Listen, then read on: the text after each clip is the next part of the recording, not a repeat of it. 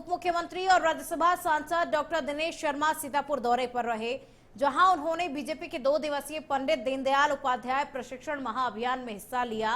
कार्यक्रम के दौरान उन्होंने कार्यकर्ताओं को संबोधित करते हुए आगामी चुनावों को लेकर संगठन मजबूती पर जोर दिया। मीडिया से बातचीत में डॉक्टर दिनेश शर्मा ने बिजली संकट को लेकर सपा अध्यक्ष अखिलेश यादव के बयान पर पलटवार किया।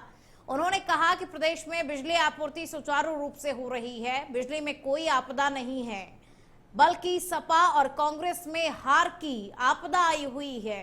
वहीं 2027 विधानसभा चुनाव को लेकर उन्होंने दावा किया कि बीजेपी 2/3 से भी अधिक सीटों के साथ सरकार बनाएगी।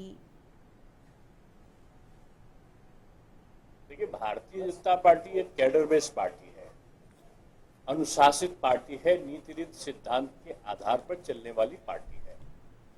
चुनाव आते हैं जाते हैं, लेकिन भारतीय जनता पार्टी अपने कार्यकर्ताओं का सर्वांगीण विकास और उनको अनुशासन और सिद्धांत से परिचय के लिए हमेशा, आप देखो कि हर साल उनके प्रशिक्षण का, उनको विशेष प्रकार के अभियानों से जोड़ने का काम भारतीय जनता पार्टी करती है, चाहे चुनाव हो तो ना। बिजनौर में बीजेपी नेता के द्वारा अश्लील वीडियो बनाकर एक महिला चिकित्सक को ब्लैकमेल करने के मामले में पुलिस ने मुकदमा दर्ज किया है। पीड़ित महिला डॉक्टर की शिकायत पर चांदपुर थाना पुलिस ने केस दर्ज कर जांच शुरू कर दी है। दरअसल बीजेपी जिला मंत्री प्रभात यादव पर अश्लील वीडियो बनाकर महिला चिकित्सक को ब्लैकमेल करने का आरोप है। इस मामले को लेकर बीजेपी के कुछ पदाधिकारियों ने बैठक कर जिला मंत्री के निष्कासन की मांग उठाई थी। फिलहाल पुलिस पूरे मामले की जांच में जुटी हुई है।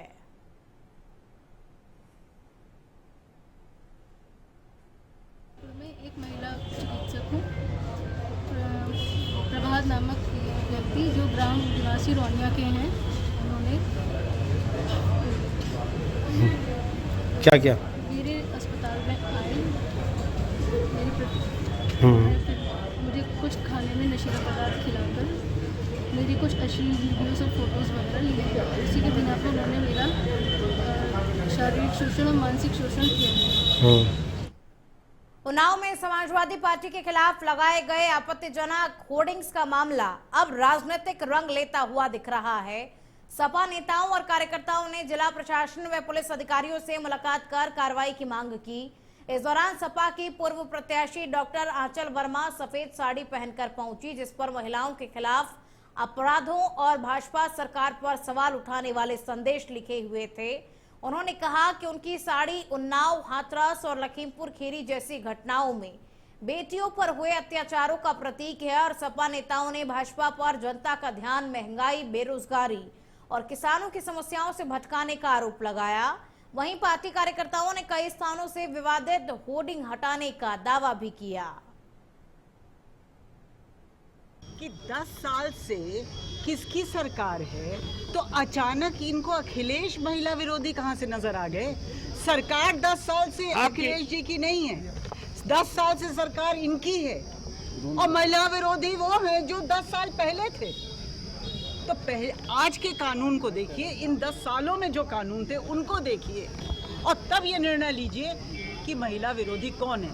आज ये सफ़ेद साड़ी पहन के आई हूँ जिसपे भारतीय जनता पार्टी की काली करतूतें लिखी हुई हैं।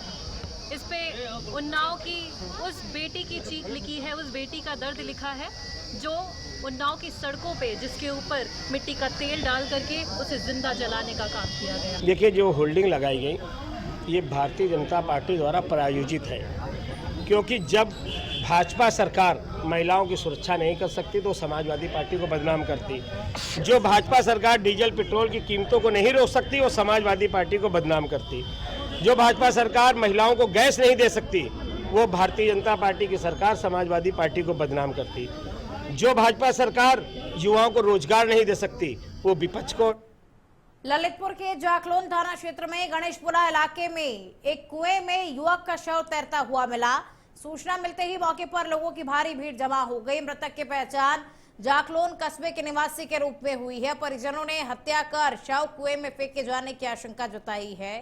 बताया जा रहा है कि शव की हालत संदिग्ध थी और आंखों पर चोट के निशान दिखाई दे रहे थे।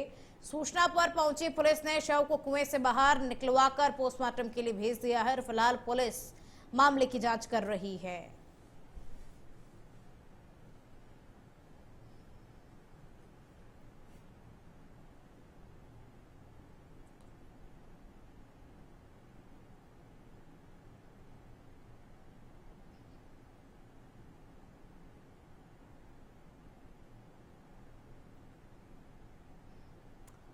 संभल के थाना कैलादेवी क्षेत्र में गंगा एक्सप्रेसवे पर दर्दनाक सड़क हादसे ने हर किसी को झकझोर करके रख दिया।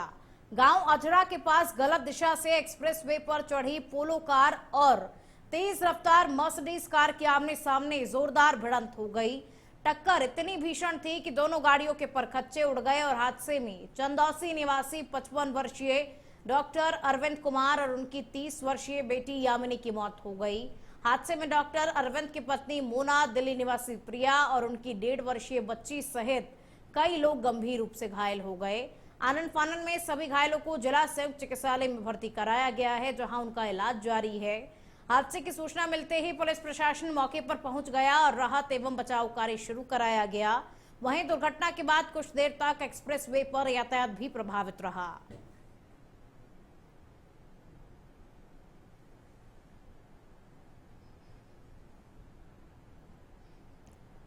झांसी के गरोठा तहसील स्थित प्रतापपुरा बालू घाट पर अवैध खनन का बड़ा मामला सामने आया है। सोशल मीडिया पर वायरल वीडियो में प्रतिबंधित पोकलैंड मशीनों से नदी की बीच धारा में दिन रात बालू खनन होता हुआ दिखाई दे रहा है। एनजीटी नियमों के मुताबिक नदी की धारा और रात्रि में खनन पूरी तरीके से प्रतिबंधित है। इसके बावजूद खनन माफिया बेखौफ नजर आ रहे हैं। स्थानीय लोगों ने पर्यावरण को नुकसान, जल स्तर गिरने और सड़कों के जर्जर होने का आरोप लगाया है और वहीं बिना रॉयल्टी और अस्पष्ट नंबर प्लेट वाले वाहनों से सरकार को राजस्व नुकसान की बात भी सामने आई है।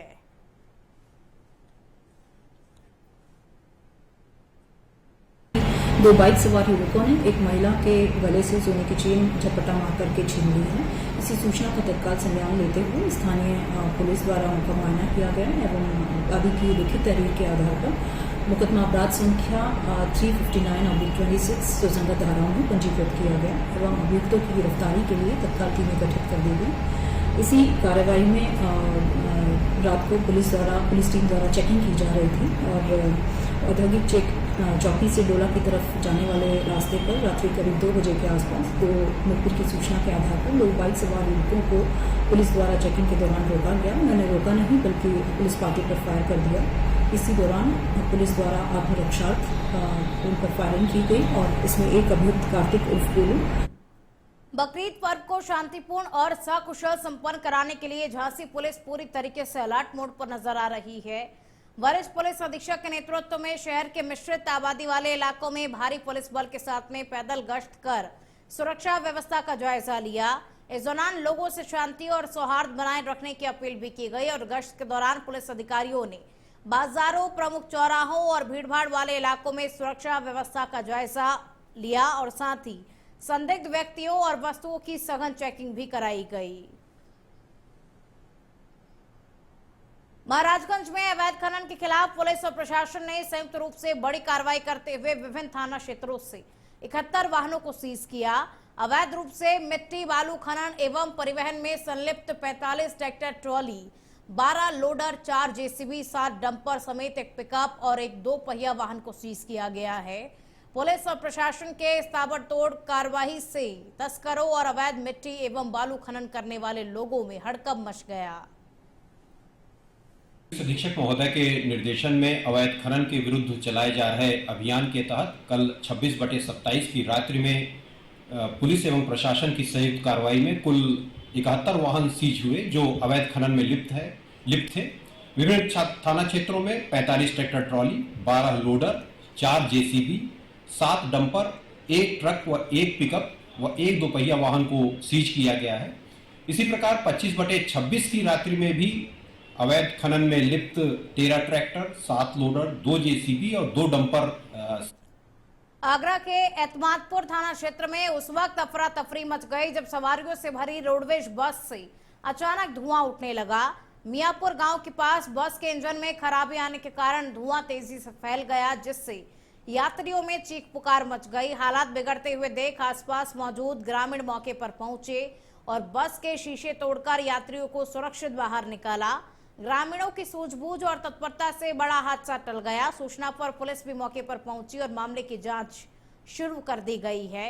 घटना का वीडियो सोशल मीडिया पर तेजी के साथ में वायरल हो रहा है। पर कथित अवैध कब्जे के खिलाफ बड़ा बुलडोजर एक्शन होने जा रहा है। हाईकोर्ट के आदेश के बाद में मलिहाबाद तहसीलदार ने नीलांश वाटर पार्क पर कार्रवाई का आदेश दे दिया है। धारा 67 के तहत कब्जा खाली कराने की प्रक्रिया पूरी हो चुकी है और प्रशासन कभी भी बुलडोजर चला सकता है। 12 साल से लड़ाई लड़ रहे तिरंगा महाराज ने इसे गोमती मैया को न्याय बताया है।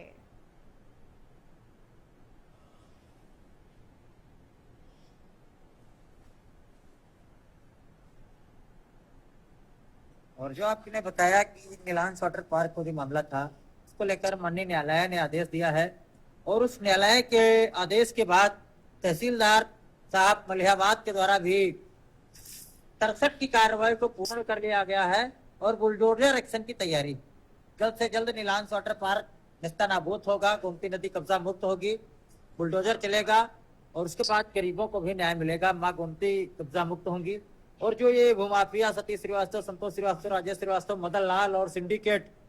ललितपुर में कैबिनेट मंत्री और निषाद पार्टी के राष्ट्रीय अध्यक्ष डॉक्टर संजय कुमार निषाद ने विशाल राजनीतिक एकता पदयात्रा निकाली।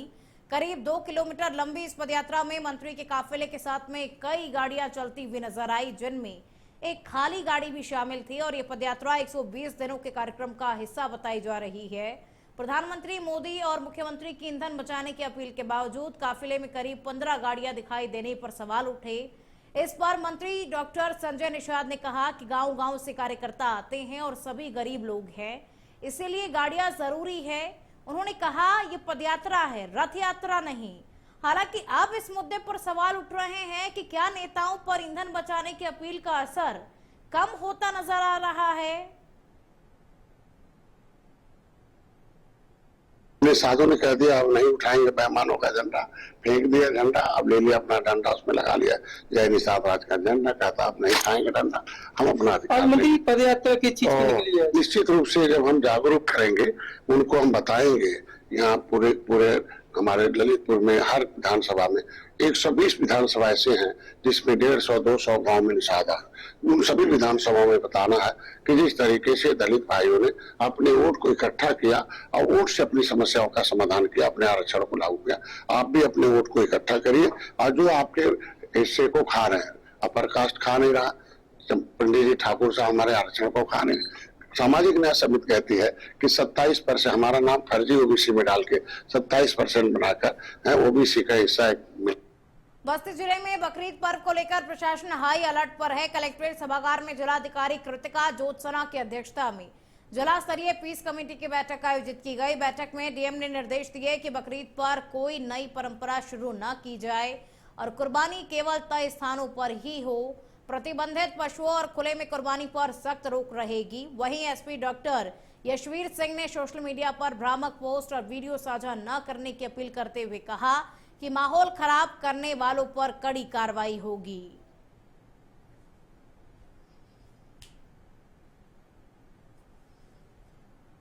लखीमपुर खीरी जिले में बकरीद पर्व को शांतिपूर्ण और सकुशल संपन्न कराए जाने के लिए पुलिस प्रशासन पूरी तरीके से अलर्ट नजर आया।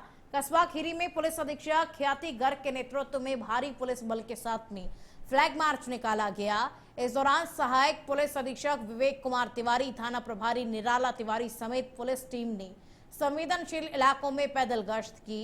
अधिकारियों ने लोगों से आपसी भाईचारा और शांति व्यवस्था बनाए रखने की अपील की और फ्लैग मार्च के जरिए पुलिस ने आमजन को सुरक्षा का भरोसा दिलाते हुए असामाजिक तत्वों को सख्त संदेश भी दिया।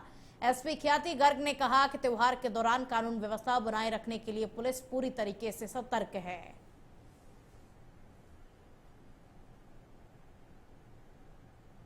त्योहार को लेकर, आगामी बकरीद के त्योहार को लेकर सभी एक्सरसाइजेस कंप्लीट हो गई हैं, जिसमें हमने थाना स्तर पर और क्षेत्राधिकारी स्तर पर शांति समिति की बैठकों समारोह का आयोजन पूर्व में ही कर लिया गया है और इसमें डीएम के द्वारा और मेरे द्वारा संयुक्त रूप से शांति समिति की बैठक का जनपदीय स्तर पर भी यहाँ पर संपन्न हो चुकी है, जिसमें सभी धर्मगुरुओं से हम लोगों ने आपसी वार्तालाप किया है और उनके जो भी कंसर्न्स थे उनका निराकरण किया गया है। इसी के साथ साथ जिले में सुरक्षा व्यवस्था को और चाक चौबंद करने के लिए सेक्टर जोनल सिक्योरिटी स्कीम लागू कर। बुलंदशहर ईद उल अजहा को लेकर पुलिस का फ्लैग मार्च सीओ शोभित कुमार के नेतृत्व में निकाला गया। भारी पुलिस फोर्स के साथ में बाजारों में सुरक्षा जांच की गई। संवेदनशील इलाकों में पुलिस ने सतर्कता बढ़ाई। शांतिपूर्ण माहौल में त्योहार मनाने की अपील की गई।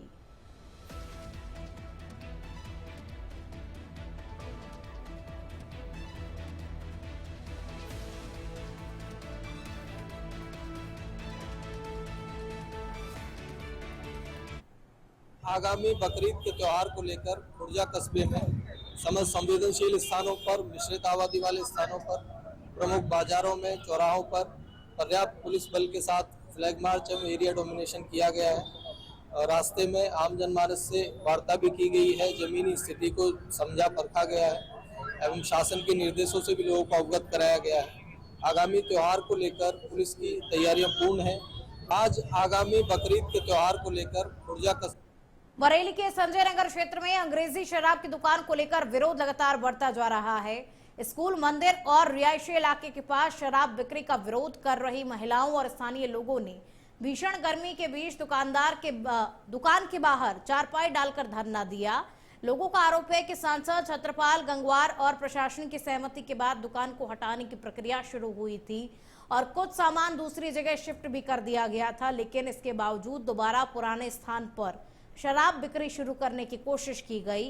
महिलाओं और अभिभावकों का कहना है कि शराब की दुकान के कारण बच्चियों, महिलाओं और बुजुर्गों को परेशानी होती है तथा स्कूल के पास शराब बिक्री बच्चों पर गलत असर डाल सकती है। प्रदर्शनकारियों ने दुकान को रिहायशी क्षेत्र से हटाकर दूसरी जगह शिफ्ट करने की मांग की है।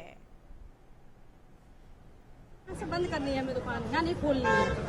यहाँ गलत तरह से दुकान खुली हुई है। संजय नगर की थी, यहाँ खोली गई है। जब एक बार खाली हो गई हो गई, यहाँ से सामान चला गया तो दोबारा तो क्या दुकान यहाँ थी नहीं है? नहीं, यहाँ नहीं थी। यहाँ पर आपका कहने का मतलब है आवंटित कहीं और की थी, यहाँ खोल दी। संजय नगर की थी, लक्ष्मी नगर में खोल दी। यहाँ मंदिर है, पास में स्कूल है। स्कूल भैया पहले तो ये संजय नगर की दुकान है, यहाँ पर अलग तरीके से खुली हुई है। तो ये 14 महीने हो गए हैं।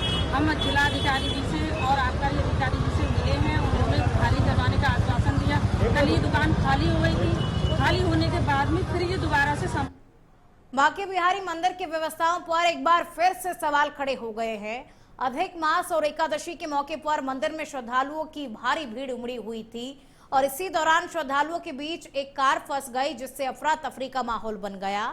बताया जा रहा है कि मंदिर क्षेत्र में 2 पहिया वाहनों के प्रवेश पर रोक है और इसके बावजूद 4 पहिया वाहन पुलिस चौकी तक कैसे पहुंच गया, इसे लेकर लोग सवाल उठा रहे हैं। कार के बीच भीड़ में फंसने का वीडियो भी सोशल मीडिया पर सामने आया है, जिससे श्रद्धालु परेशान नजर आ रहे हैं। घटना के बाद मंदिर क्षेत्र की सुरक्षा और यातायात व्यवस्था को लेकर प्रशासन की कार्यप्रणाली पर सवाल खड़े हो रहे हैं।